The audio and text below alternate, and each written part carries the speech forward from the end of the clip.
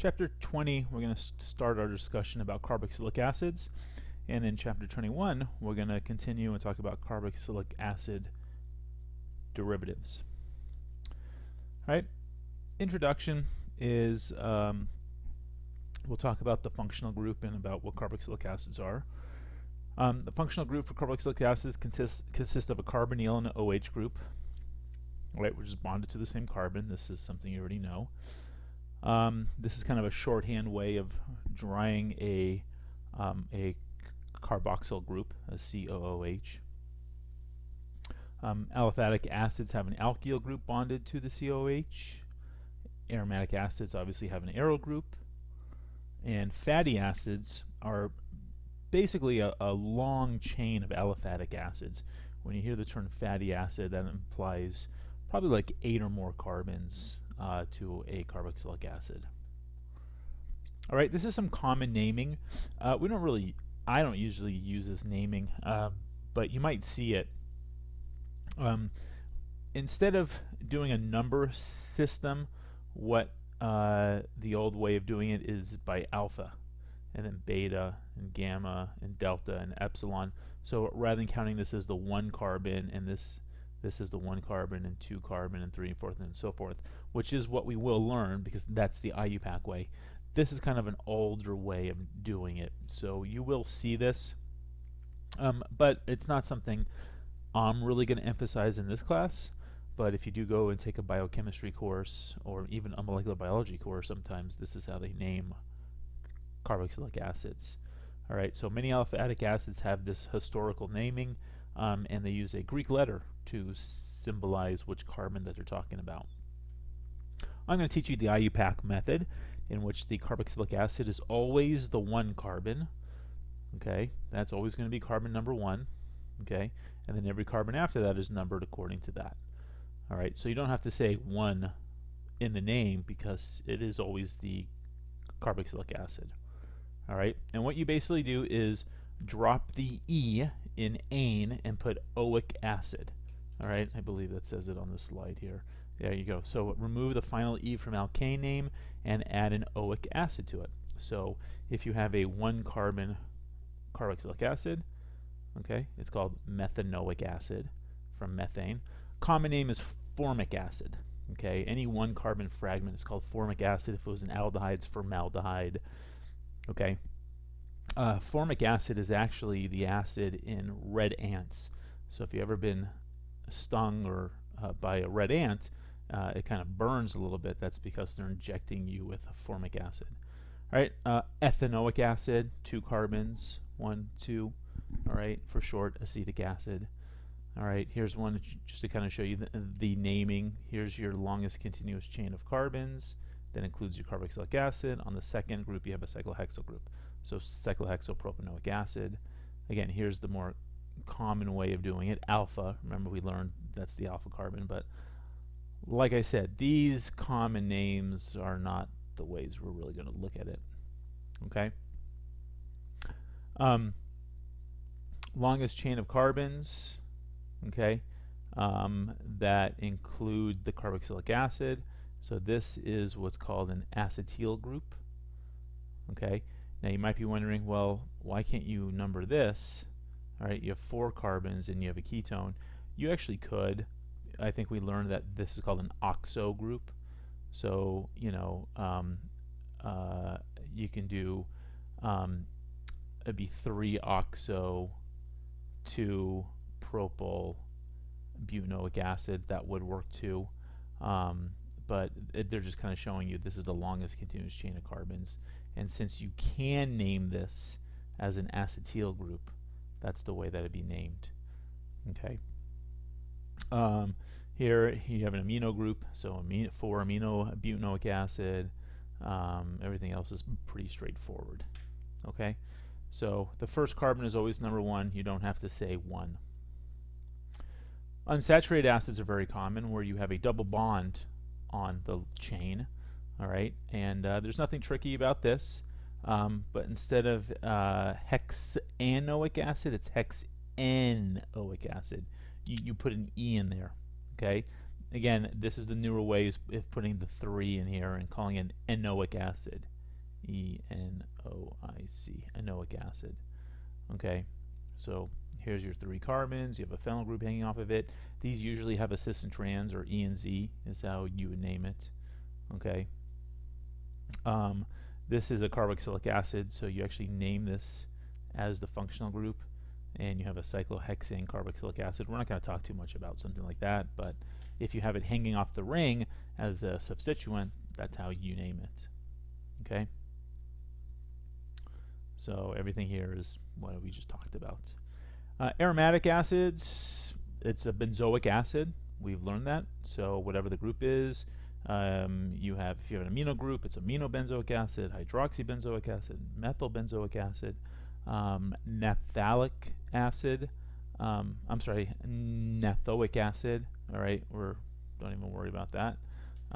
But that's how you would name that, because it's a naphthalene group. Aromatic acids are derived from benzoic acid. You also put the ortho meta para prefixes. This is stuff we've learned about. I don't want to spend time on this anymore. All right, structure of carboxylic acids. We learned about this. It's sp2 hybridized. Your carbon is sp2 hybridized. So because of that, the geometry is trigonal planar. Bond angles are roughly 120. Okay, why are they not exactly 120? Well, because you have a double bond here, it kind of spreads this bond a little bit wider. So these two bonds kind of get close towards each other. Okay, but for the most part, it's trigonal planar, sp2. Okay, they actually say that the OH lies in this plane as eclipsed with the carbonyl, which is kind of interesting. So this hydrogen right here, all right, that bond hydrogen is eclipsed with this carbonyl. It's not like it's rotated out of the plane. And a lot of it, I'm not sure if they talk about it, but there kind of is this hydrogen bonding between this carbonyl and this. Also, because of the resonance structure you have. Remember, we have a resonance here. You have to be in a plane in order to have the resonance. All right, these electrons have to be in the plane. That's kind of why it's eclipsed. Here is the resonance form. These do have resonance form. That's what makes these acidic, is because of the resonance. You have this overlapping of the lone pair of electrons into the pi bond to kick it up to give you this resonance form. Okay, again, nothing new here. This is kind of different. It's kind of neat. Carboxylic acids actually form as dimers. All right, when you have carboxylic acids, they hydrogen bond with each other, and you kind of form this 8-membered ring type of compound where you have the hydrogen of the acid hydrogen bound with the carbonyl, and you have the other hydrogen bound with the other carbonyl. Okay, and because of this, it kind of increases the boiling point. Okay, one, you have hydrogen bonding, but two, you technically have a dimer. So in order to boil this or to melt this, you have to break 2 hydrogen bonds. All right, so, and we've learned hydrogen bonds are very strong. So because of this, it increases the boiling points higher than alcohols, ketones, and aldehydes. And it actually stabilizes these compounds.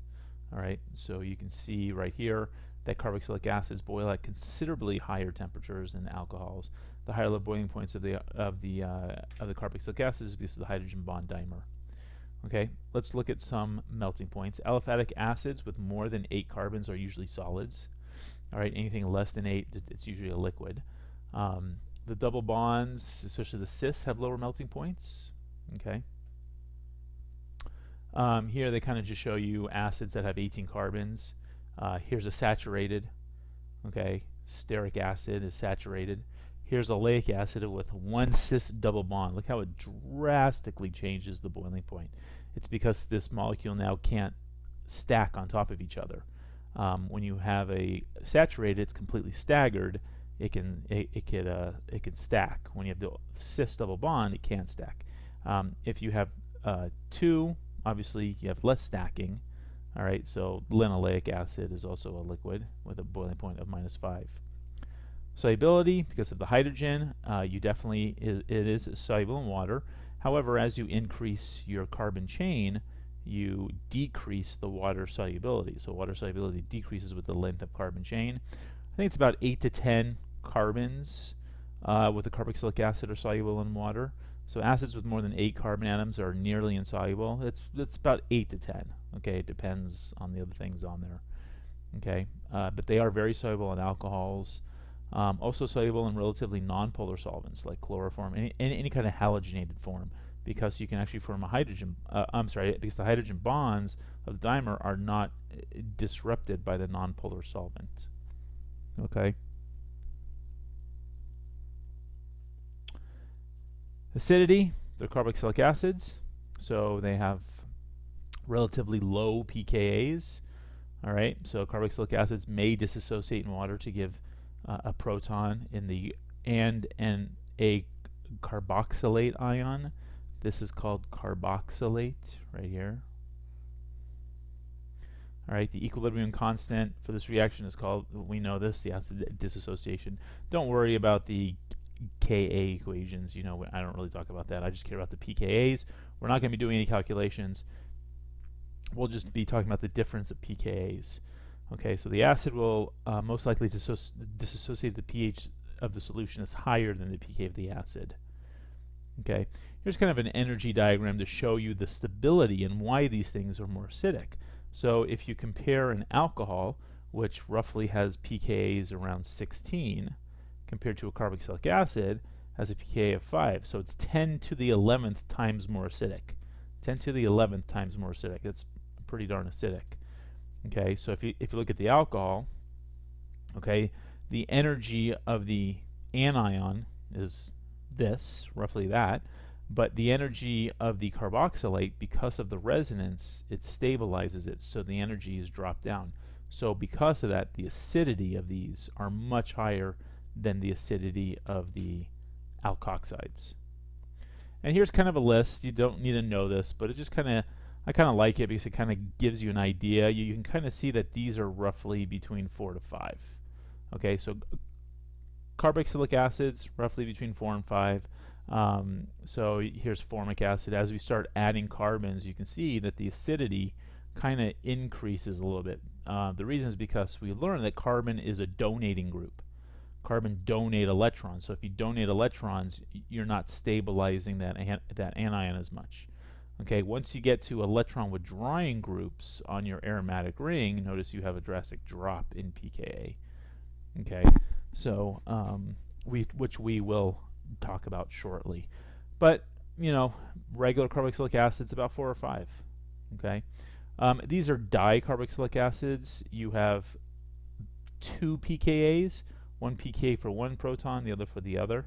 Okay, you can see there's a pK for one of them, which could range. I mean, here we're talking about from 1 to about 4. Okay, and then your second one looks like is ranging from 4 to 6. We're really not going to worry too much about the dicarboxylic acids. Just kind of know acids are roughly around 4 or 5. General garden variety carboxylic acids. Okay, and the reason again is the resonance. You have a half of a pi bond between your two oxygens. That pi bond is spread over a larger area. Okay, so the oxygen atom bears half of the negative charge. The delocalization of the negative charge over the two oxygens makes the acetate ion more stable than the alkoxide. That's why they are more acidic.